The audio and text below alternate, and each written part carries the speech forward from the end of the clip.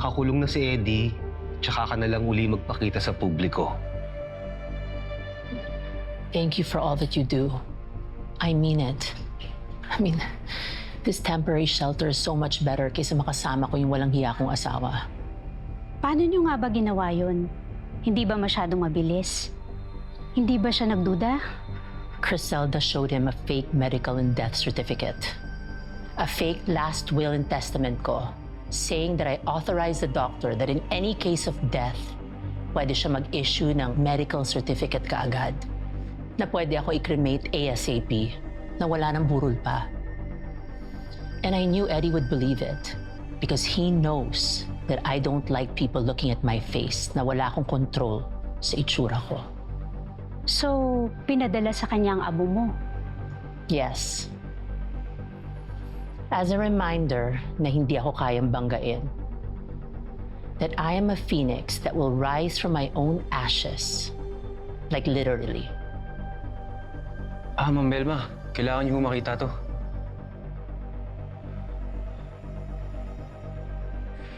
I love my wife. She's my lifeline.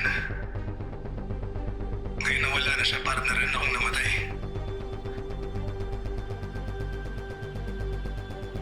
Sana ako na lang yung nawala. Sinungaling ka.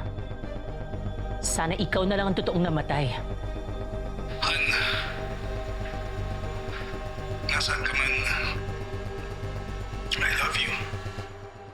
We ask for your understanding as we take time to grieve in private. Can you believe this guy?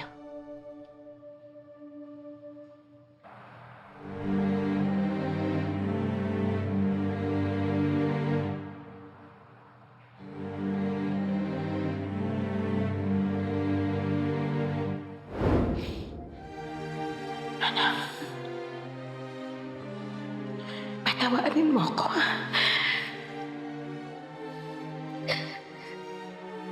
Alam mo, maintindihan ko yung nagbabago buhay.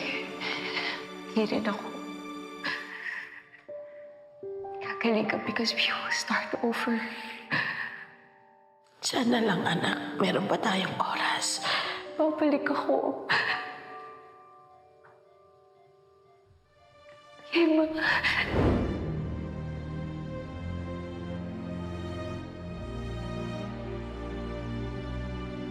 When I go to jail, can you make sure na makalabas ako agad-agad?